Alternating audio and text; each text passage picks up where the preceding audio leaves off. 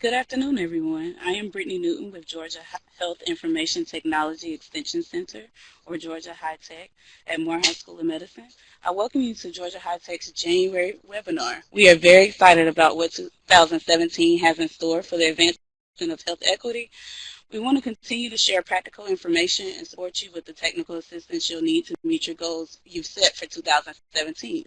Just as a reminder, you can tweet us at Georgia HITEC using hashtag Georgia HITEC.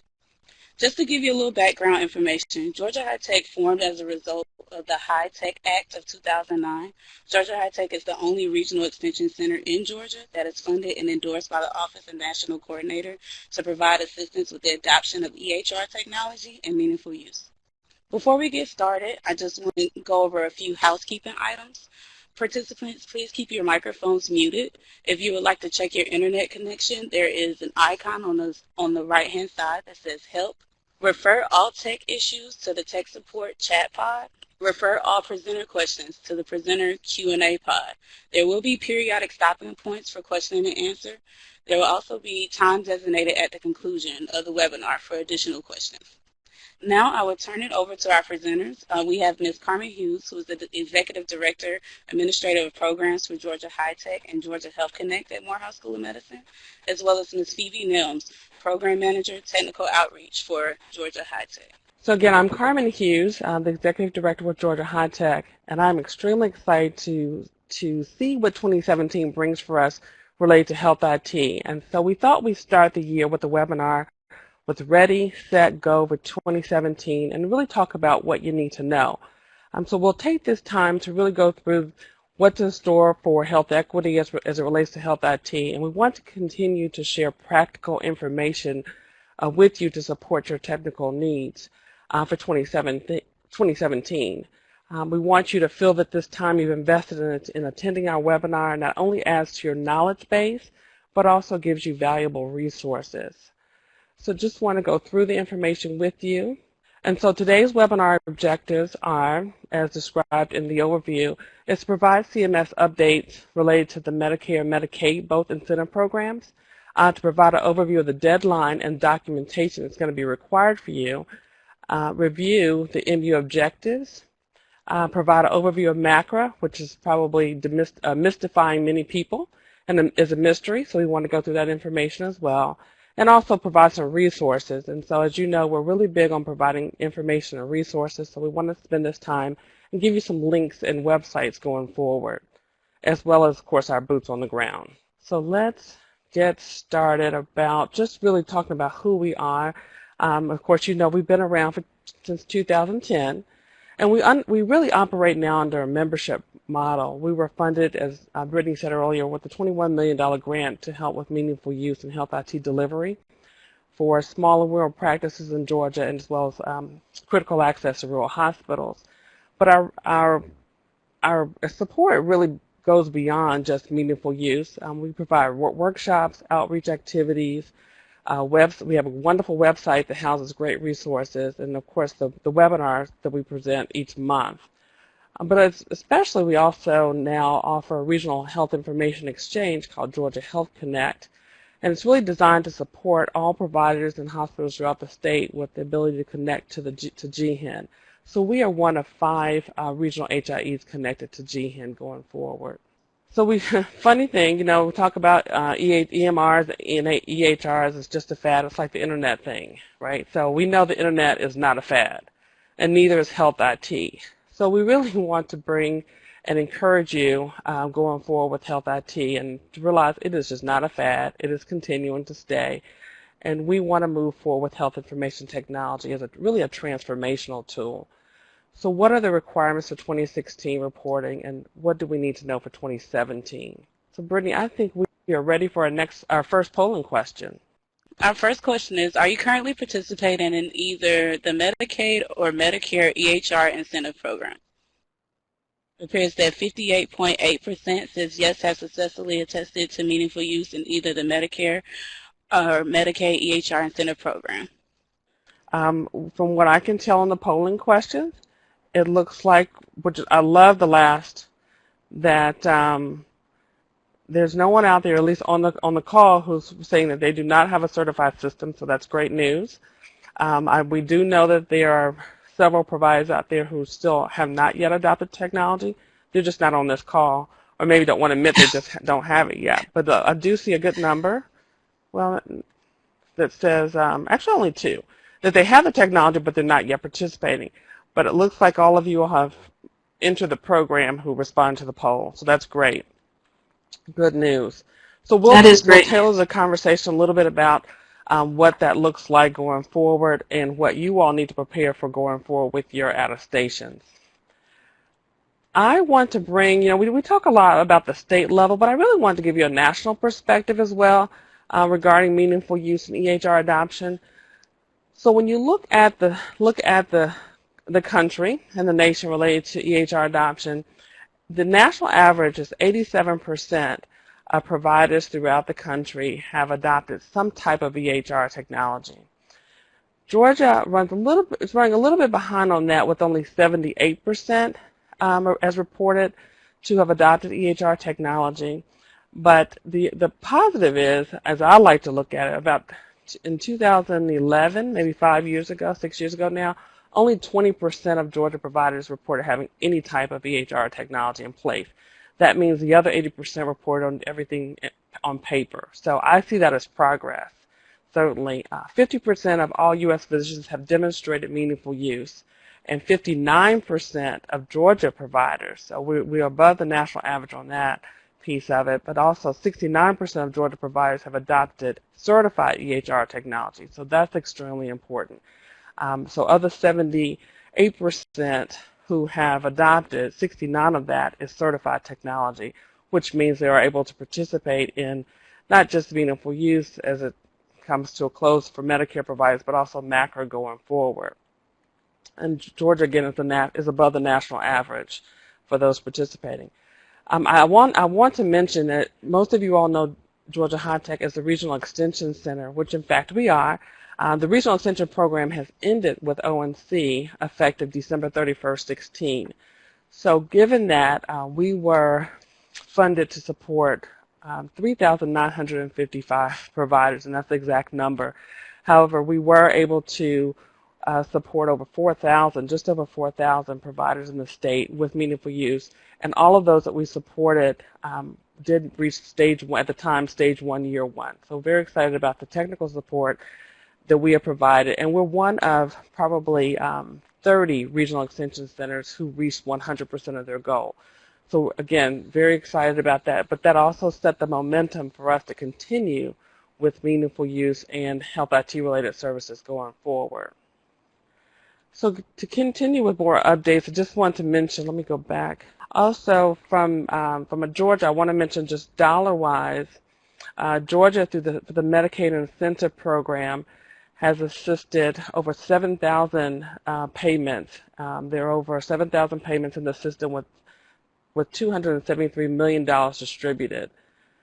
We also nationally have provided over, I believe it's $360 billion across the board between the different programs of Medicare and Medicaid for EPs and for hospitals. So good stats to have. So switching gears real quick and moving forward with for the Medicaid Incentive Program, I want to mention that the state of Georgia for the Medicaid Incentive Program has been granted a grace period for attestation, I should say, for AIU and for meaningful use, and it's now March 31st. And Phoebe will talk a little bit about the Medicare Incentive Program for 2016 attestation, because that deadline is a little bit different. So this allows the program providers to really, who've put off entering the program, one last opportunity to apply for their first incentive program. But 2016 is the final year to enter that program, and it's $21,250, and of course in subsequent payments for meaningful use of up to $8,500 through 2021. So I want to talk a little bit about what that looks like if you haven't yet entered the program, if you have the technology in place, and in fact what you should do if you want to enter the program or would like to enter the Medicaid Incentive Program for 2016, again, the last year to enter. So DCH, the Department of Community Health, who administers the Medicaid Incentive Program, likes to say that AIU is simple as 1, 2, 3, and that is true. We'd like to say 1, 2, 3 times 2 because we actually have 6 steps that we really ask you to follow to implement the AIU application process. And first is to verify the Medicaid provider number that for your provider, your eligible provider entering the program. Complete the patient volume calculator, but before you do that, of course, you want to look at your volume and your data, your detail encounters. Confirm that you have certified EHR software and pull out that agreement and make sure that you're able to go onto the Chapel website and look up that information. Obtain a CMS EHR certification number on the Chapel website. You want to register with CMS and obtain the RNA number, and once you do that, of course, you move forward with your AIU attestation application, submit for review. The Department of Community Health has a great quick start guide on the DCH website, so we encourage you to take a look at that. We also encourage you to visit our website at georgiahitech.org and enroll with us and become a member because the funds that, or the support that we are able to provide is funded through the Department of Community Health and the Health IT Division. So very important to enroll with us so we can get you quickly through that program and enter it. So just really quick, want to mention the partners that you may be familiar with that work with the Department of Community Health. Of course, not just Georgia-HITEC, but they also have Hewlett-Packard Enterprise, or also known as HPE, who review the applications but work with you to develop the information needed for your attestation. Myers and Stauffer mainly will deal with you in your post-payment audit, but they're a great resource as well. And then Georgia Health Information Network, also known as GHIN, will help you with secure direct messaging to meet those meaningful use requirements, and also the HIE connections through Georgia Health Connect, which is our regional HIE. So just a little information on that as well. So I am going to, Phoebe, are you ready? I'm going to turn it over to you to talk about really some meaningful use requirements and updates. Oh, that's wonderful. I really, really enjoyed your presentation, Carmen. And I just wanted to make mention that Carmen was recognized by TAG, the Technology Association of Georgia, as one of its most influential members. And we are so very proud that the hard work she does behind the scenes has been recognized and acknowledged. And I just want to congratulate you, Carmen, on that. So now we're going to share a few highlights, deadlines, requirements, and reminders that can help you as you move through the year. We also want to provide you with some resources that you'll be able to access to help you be successful as you participate in the EHR incentive program and meet its various reporting requirements. So, what are the deadline requirements? Well, for 2016, as Carmen mentioned, the Medicaid deadline, we received an extension of that, and so now the deadline is March 31st, 2017, much to the relief of many providers who put off entering the program. They have one last opportunity. After the Medicare deadline for pay year 2016, the reporting period is 90 days between January 1st and December 31st, and that deadline is February 28th, so just around the corner. And so you have to complete this in order to avoid the 2018 payment adjustment. And for the 2017 EHR reporting period, the attestation deadline will be February 28, 2018, and that will be to avoid the 28 payment adjustment. However, first-time participants must attest by October 1st of 2017. So, meaningful use reporting for 2016 and 2017. Of course, everyone is in modified stage 2 and are required to meet those standards. For eligible professionals, there are 10 objectives, which we'll go over in just a little bit. And for hospitals, 9 objectives. And of course, all providers have to attest using ONC certified 2014 edition, or if you are ahead of the curve and you have a 25 edition, you may also use that or a combination of the two. And the reporting period is 90 days. and that's for between January 1st and December 31st for both years 2016 and 2017. So what are the modified stage 2 objectives? Well, there are 10 of them. We'll consider the first 5 on this slide. The first one is protect electronic health information. Now, this requires that you conduct or review a security risk analysis. Recently, we did a workshop that helped many providers understand the impact, the importance, and how to conduct the security risk analysis, because it requires that you implement security updates as necessary and correct security deficiencies. Not only is it a requirement for meaningful use, most importantly, it is a HIPAA requirement. Failure to complete and document that you have completed a security risk assessment is quite a substantial reason why many people fail to meet the requirements. And then even when they're audited, that can also be an issue. Number 2, for clinical decision support, you have to implement 5 clinical decision support interventions that are related to 4 or more clinical quality measures. Or it may be that your patient population, the high priority health conditions that they present with, you can choose interventions related to those. And so the functionality also has to be enabled for a drug-to-drug and a drug allergy interaction check to meet both parts of this measure. Number 3, computer physician order entry means that you would use your certified technology to order medications for at least 60% of your patients, order laboratory or radiology orders for over 30% of your patients. And number 4, electronic prescribing, you would use your EHR to generate and transmit permissible prescriptions, and more than 50% of the prescriptions would have to be queried within your system-enabled drug formulary. And then you'd have to transmit that prescription electronically. Health information exchange.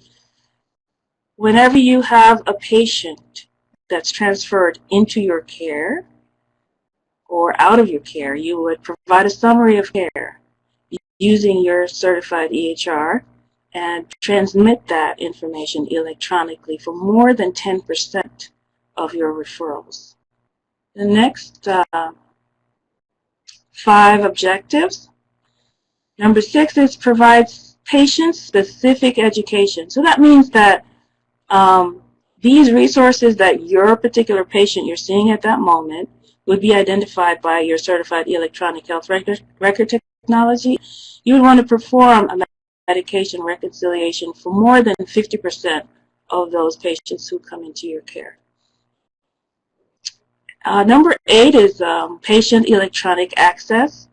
So this means you would give your patients the ability to view online, download, and transmit their health information within 4 business days of an office visit for more than 50% of all the unique patients that you see, and that at least one patient would view, download, or transmit their health information to a third party during your reporting period. So that might be a caregiver or another person vested with taking care of that individual's health. Number 9, secure electronic messaging. You would send a secure message using your technology, your EHR, to a patient or their representative in response to a message sent by the patient during the reporting period. And number 10, public health and clinical data registry reporting. So this would include immunization, syndromic surveillance, and some specialized registries. Now, most eligible providers may claim alternate exclusions for syndromic surveillance and specialized registry reporting for 2016. It sounds like a lot, but all of these measures are really in line with the 6 national quality strategy domains for improving healthcare. So they're designed really to encourage patient and family engagement, patient safety, care coordination, the research necessary to support decisions around population and public health, and the efficient use of healthcare resources, and really improve clinical processes and effectiveness. So specific changes to the objectives, they decided to use a phased approach to this measure. Objective 9, it seeks to really encourage patient engagement. And the Office of the National Coordinator has really generated a very wonderful tool. It's an evolving tool for providers, and it suggests effective strategies to support you as you try to get your patients more involved in their own care activities. And there are lots of creative ways to do this. And so they've created this playbook, the Patient Engagement Playbook, and it can be found on healthit.gov. Excellent resource for you to check out. So there are some alternate exclusions in 2016, as we can see for Objective 3. If you're scheduled to be in Stage 1, you can claim an exclusion for Measure 2, that is the threshold of 30% for laboratory orders. And for Stage 2 CPOE objective. And also the radiology threshold, you can claim an exclusion for that. And there is an alternate exclusion for Objective 10, for syndromic surveillance, due to the state of Georgia not being ready to accept that information at this time. So here's a wonderful resource where you can find more details about the reporting requirements for 2016 as you continue to work on your attestation documents. And the presentations are available on our website, and so you will have access to this in weeks to come. Let me go back one. Some of the useful links that you'll find when you go to this page will help you to meet the measures by providing more detail. So if you have a question, let's say on health information exchange, there's a fact sheet. There's also a wonderful tip sheet on how to conduct a security risk analysis. And so please be sure to utilize these wonderful resources that are always on the CMS website. This hot off the presses, eCQMs, there's been an update of the value sets for 2017, and they impact the following programs. The one that I guess would affect most of our viewers is the Medicare Electronic Health Record Incentive Program. No, this one.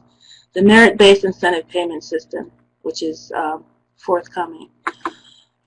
So moving forward, here's a page that is designated just for the support of these CQM requirements, and will provide all the assistance and support and information that you might need to accurately report your CQMs.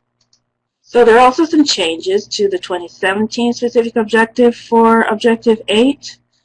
In 2016, I think it was 1 person. Now it's more than 5% of unique patients seen by the EP during the reporting period will have to provide electronic access and allow them to view, download, or transmit to a third party their health information during the reporting period.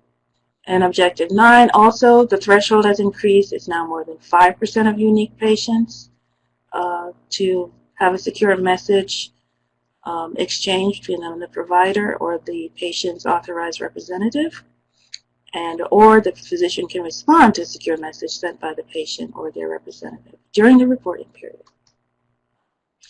So this is very important to take note of. There are no exclusions in 2017, no alternate exclusions or specifications available.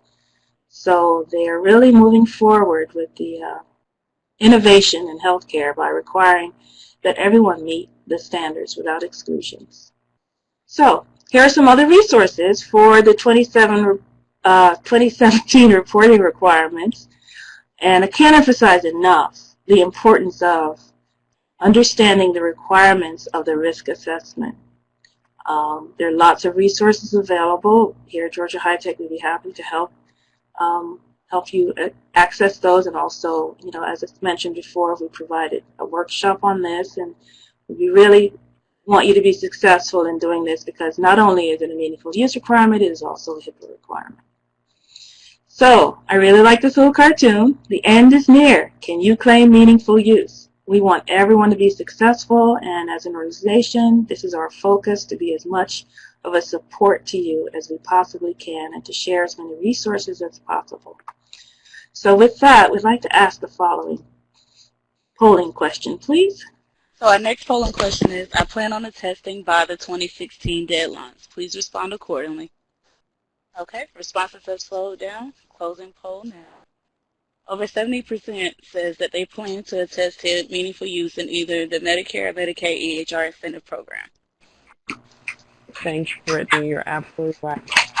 But it looks like we have about also 27% of the 15 respondents of 4 providers or practices said that they plan on attesting in the Medicaid EHR incentive program for AIU. So plan on entering the program for the 2016, which is the final year, as I mentioned. I do suggest if there's anything that we can do here at HITEC to support you in either of these endeavors as you move forward to meet either the Meaningful Use Medicare deadline of February 28th or the Medicaid deadlines for either AIU or Meaningful Use, feel free to reach out to HITEC, and our contact information will be at the end. But feel free to reach out to us, and we'll be happy to provide assistance with you going forward. So good to know. I know there are more than 15 people on the line. So, again, if you all who did not respond to the poll have questions, feel free to let us know. So I'm going to ask Brittany, before we move to the next section and we kind of shift gears into meaningful use ending and for Medicare switching into something else, that we take any questions at this time. You have one question from Ms. Carson that says, my understanding of direct secure messaging has to be provider to provider. Is that not correct? Can it be from us to the patient?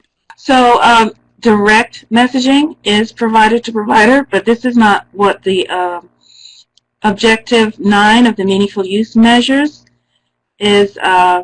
Secure electronic messaging. And that is between the provider and the patient. The measure reads, a synopsis of it is, for an EHR reporting period in 2016 for at least one patient seen by the EP during the EHR reporting period, a secure message was sent using the electronic message function of the CERT to the patient or the patient authorized representatives, or in response to a secure message sent by the patient during the EHR reporting period.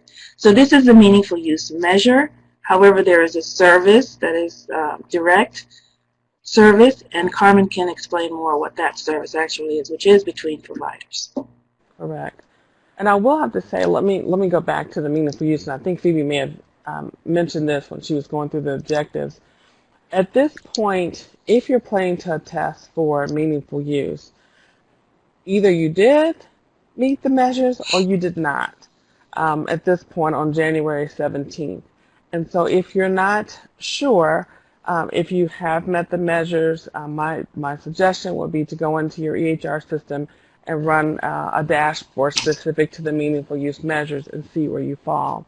That's extremely important. If you're not sure, we'll be able to assist you with that, or you can contact your EHR vendor directly to ask them how to create those. But unfortunately, at this point, and again, the fortunate thing is only a 90-day period, and that changed earlier. It was 365, but it is a 90-day period. So you can look at various 90-day periods within the calendar year of 2016 to make sure that you have met the measures accordingly and in compliance with the regulations. Any other questions related to the incentive programs, the EHR incentive programs, either AIU, meaningful use, before we move to the sky is falling? One more question. Yes.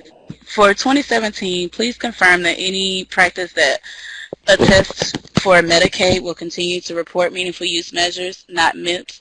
Also, please confirm that 2017 is 90 days. Great question. Phoebe, I'll take that one. The answer is yes. If you're currently participating in the Medicaid incentive program It will continue, and at this point, there's no changes and will continue through 2021. So you will still be able to receive the incentive dollars. However, if you also see Medicare patients and meet the threshold for an eligible clinician within this MACRA program, which we'll talk about, then you will need to participate in that as well, because that will impact your Medicare reimbursement. Great question. So Yes, and to confirm, go ahead.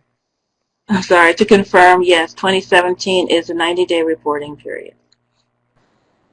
Thank you, Phoebe. So that's a great segue into our next section, and we said we'd talk a little bit about MACRA. I will have to say that this is, we conducted back in November a presentation on the quality component of MACRA.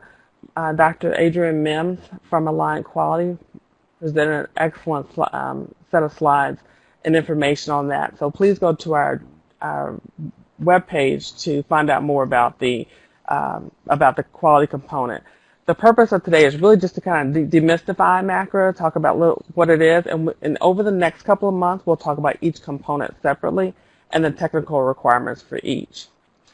So I know that many physicians have responded favorably to MACRA, but probably just as many are apprehensive and saying, what is MACRA and what's going on? And realizing there could be some administrative burdens on physicians and how they present quality of care to their patients. So we want to make sure that we give you the information and as it comes about, because the program has officially started, although no reporting yet is needed. But as with any change, the best way to prepare for the impact is just to become informed and know exactly what it means and the impact it will have on you and your patients.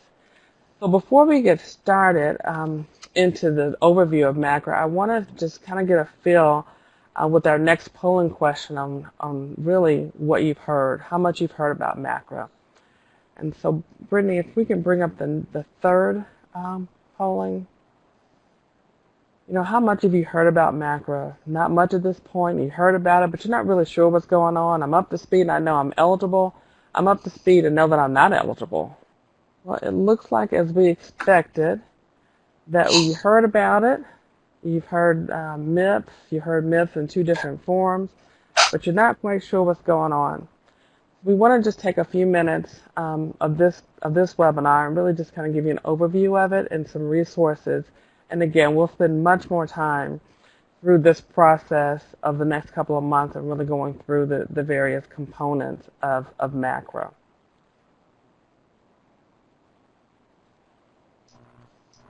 Well, Brittany, thank you for that polling question, and we'll keep the questions coming as well.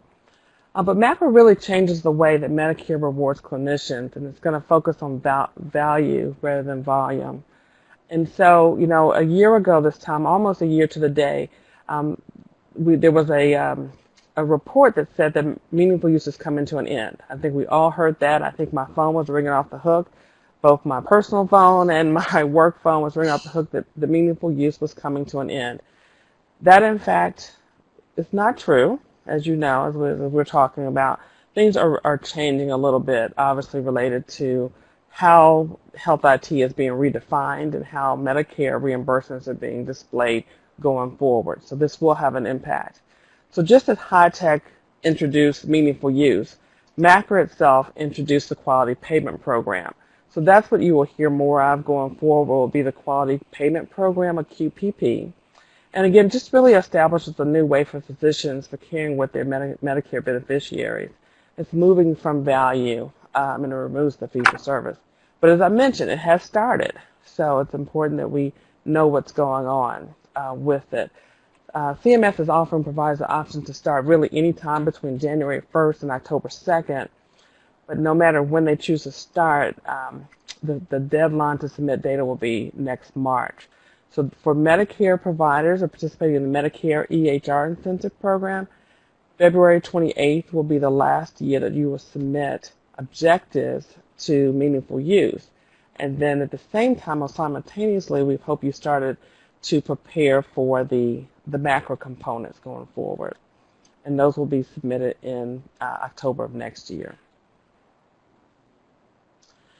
So just to kind of give you an impact, or to realize the impact, that it's going to impact more than 600,000 eligible clinicians throughout the country, serving over 55 million Americans who are part of the Medicare Part B. So very important. And so it's, again, a major step in healthcare moving to quality rather than volume. If you have not been already, and you'll see this website throughout the next few slides, it's qpp.cms.gov. It is the Bible, if you will, for eligible clinicians in the community related to the quality payment program. We like to say that if you've been on other CMS or really government websites, this is completely different. It's user-friendly. You're able to understand and look at the components and the objectives. You're able to select your objectives and really understand what MACRA will mean for you in your practice. So take note of this website, but it'll also be posted later for you to get the information about. So as we mentioned, the performance here is going to be, it has started, and it's for the, and actually that should say 12/31. We've looked at this 100 times, so that should say 12/31/2017. And we have some flexible start dates and kind of a pick your pace, so we'll talk about that. We mentioned the March 31st, 2018, and really the first payment adjustments, because as you know, there's a 2-year lag. So the first payment adjustments will be January of 2019 is when they'll begin. So the data you're submitting now for meaningful use for 2016 will actually go for your 2018 reimbursement. So this begins for 2019, excuse me. So let's talk a little about those flexible dates.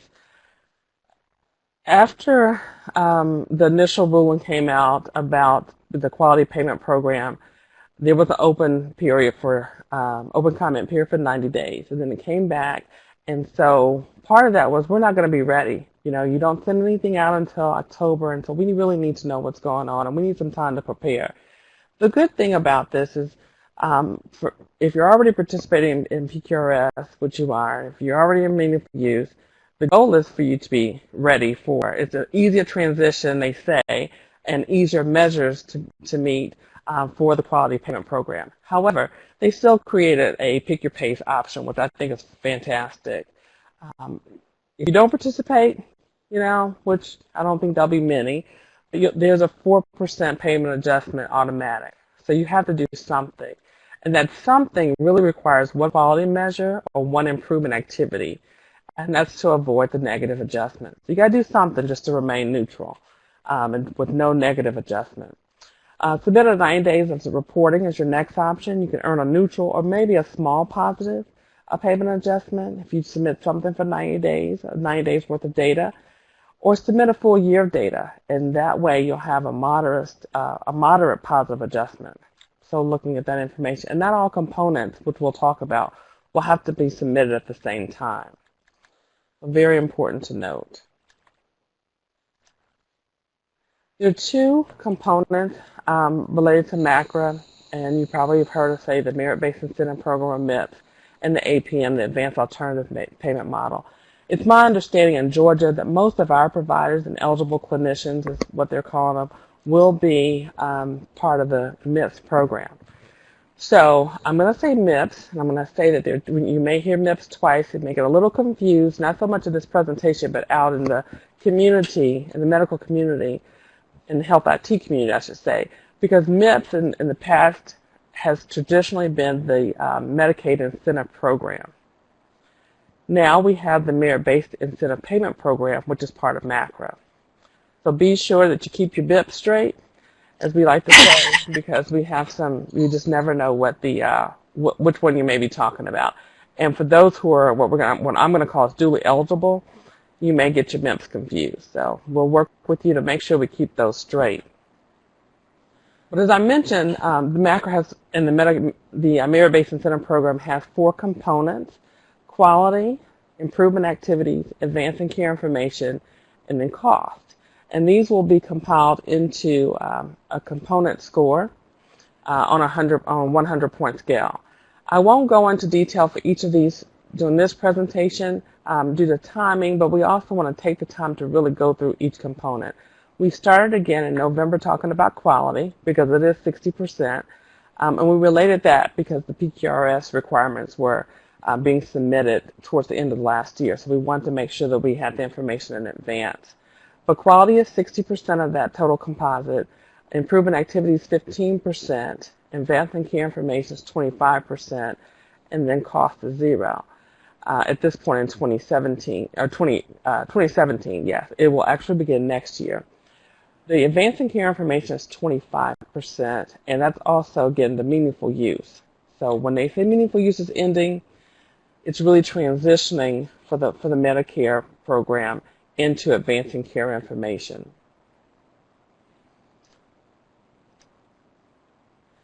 So who's going to participate? Who's eligible to participate in MIPS? I like to say, we talked about the 500,000 providers who will be eligible. But there are 3 groups who will be excluded, I have to say, who will be considered as exclusions. Those who are first-year participants in Medicare, those who have a low volume threshold, so that's going to be 100 Medicare patients seen per year or $30,000 in Medicare claims per year, less than $30,000.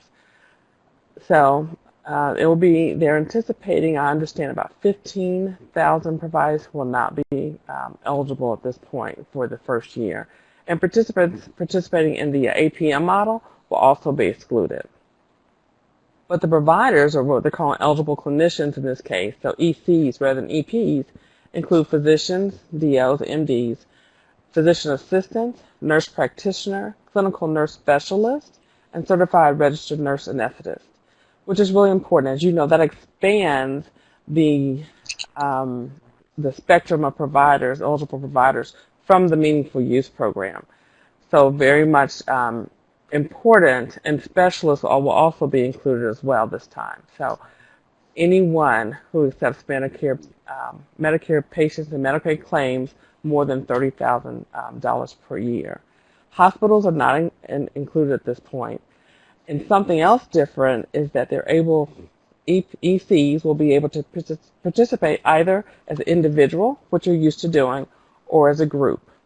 In the group, if you're also in the Medicaid Incentive program, you know what the group looks like. It'll be based on, your performance is based on all providers in that group, collectively and aggregately versus as individuals. So that's extremely important, and we'll talk about that more in future presentations and what that might look like. But in short, it's really conversions of existing quality programs, PQRS, the value-based modifier, meaningful use, all create this new merit-based incentive program. If we are creating them individually, I believe, and I pulled out some information, if you are participating individually, the impact for potential penalty or adjustment would be 11% or more. PQRS would be 2%, meaningful use is up to 5%, and the value-based modifier is potentially 4% or more. With this convergence of the programs into one, the maximum reduction and penalty would be 4%. So again, it's trying to ease the burden for the provider. The maximum time, or the MACRA timeline with payment adjustments, as we mentioned, it actually begins in 2017, which is now. So you have, again, you pick your PACE options, do nothing, all the way up to submitting data for the full 365 days. But we can also look at, again, the adjustments go into effect starting at 4% in 2019, all the way to 9% in 2022. And you've probably also heard that MACRA is a budget neutral type program. So for those who are receiving penalties or reductions, I should say, those reductions will then be given to those who are doing well, because each component will have the opportunity for bonus scoring in their base and performance scoring. So as I mentioned, it replaces the 9% penalty of the legacy programs, meaningful use, PQRS, and the value-based payment model. So what can we do to know if you're ready to participate? And we're going to say, my initial thought is to invite you to go to the QPP website, confirm you are meeting the requirements. Are you eligible or not? Are you meeting those volume requirements? Are you currently participating in meaningful use? So if you are, that means you're probably 95% there and meeting the ACI or Advancing Care Information section. Check that your technologies, your EHR technology is certified, and you can do that by going to the CERT website to do that, because you must have 2014 certified technology. Review your current improvement activities, because again, you just have to submit one improvement activity for the Pick Your Pace in order to receive no penalty. And there are 93 improvement activities that are currently out there. So that's great. And many of those things you're already doing.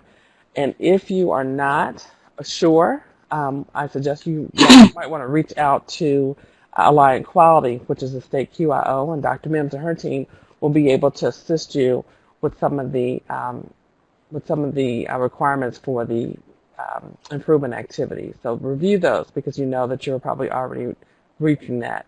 And identify a qualified clinical data registry. We didn't really talk about that, but there are various ways that you can submit your data as part of this program. You'll be able to obviously look at a qualified registry. Your EHR system is moving in that direction. And so it's different than with your Being for Use registration. You'll be able to look at and submit data differently, and you'll have more, obviously more opportunity to do that. When the resource or cost component comes into play, that will be taken directly from your claims data. So how can you prepare? So once you know if you're eligible, you find out how do you prepare next. And reach out to Georgia HITEC.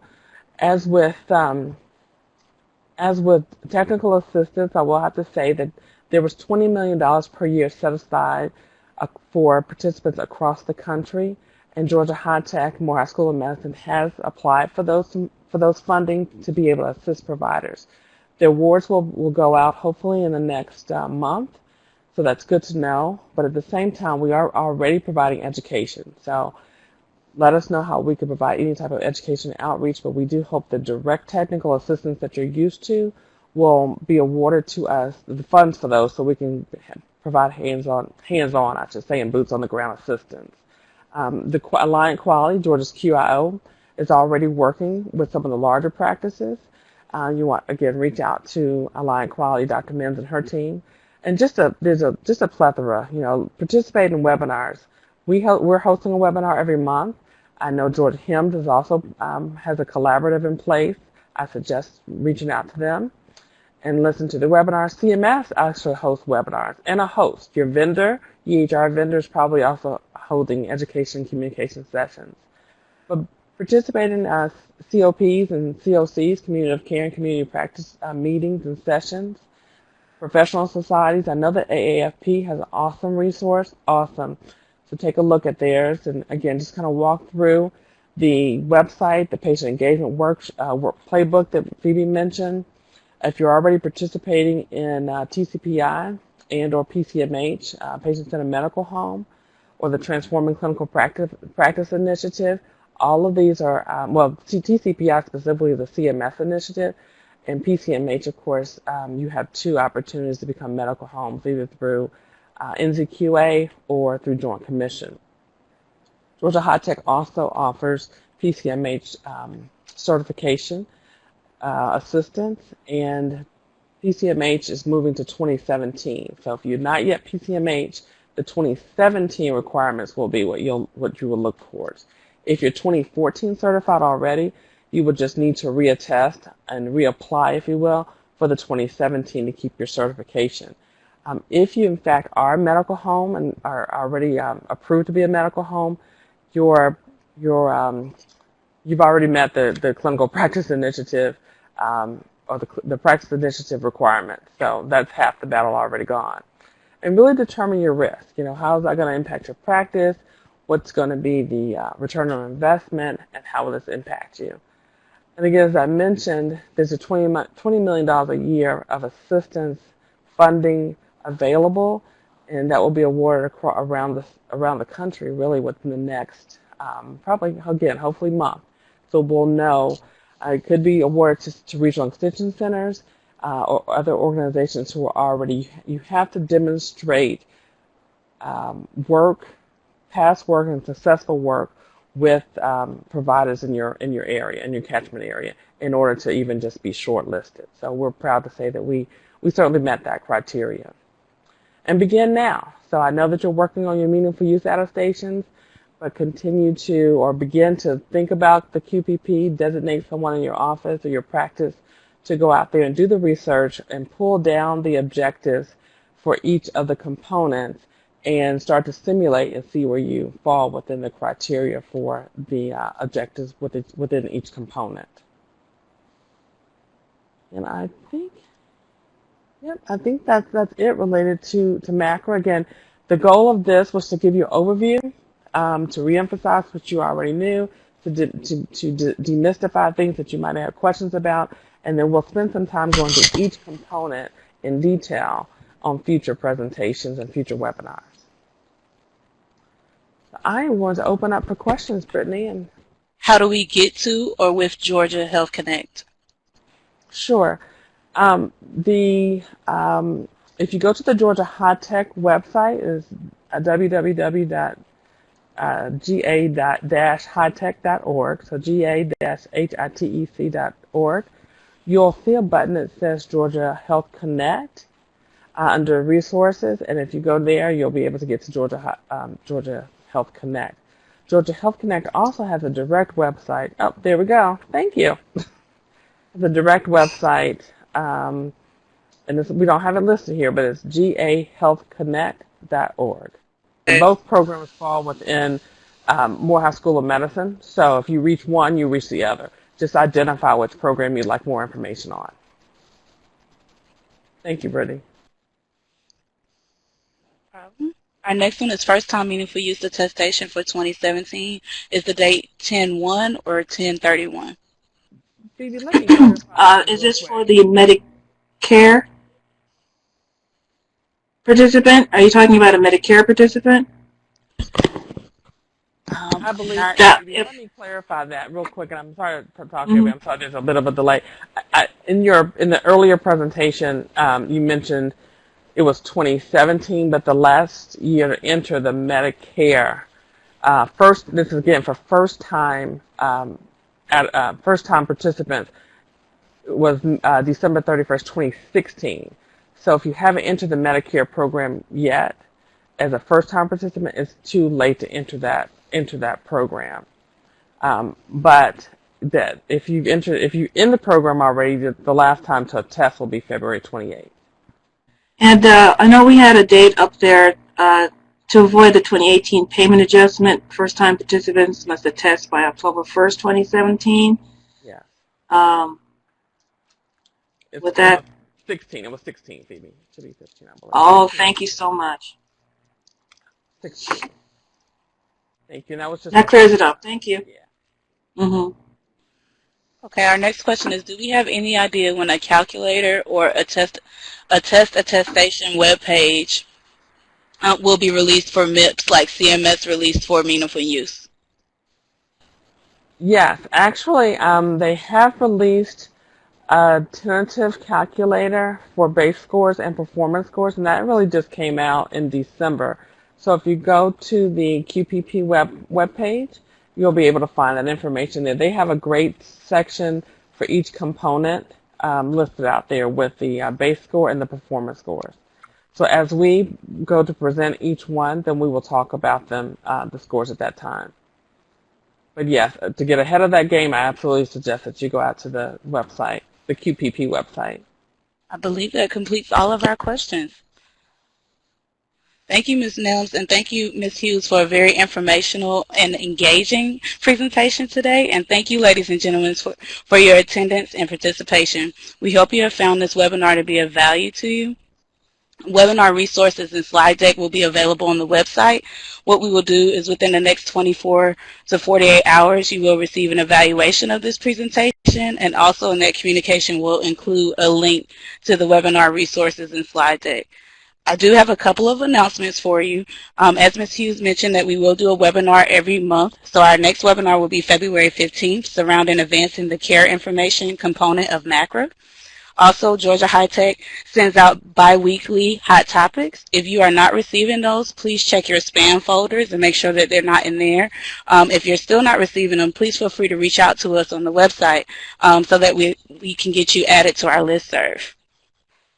For more information about Georgia HITEC services or membership, please contact us at www.ga-hitec.org. And again, I just want to remind you that we will send you out an evaluation within the next 24 to 48 hours. I thank you so much for your attendance today, and I hope everyone has a great afternoon. Thank you, everyone.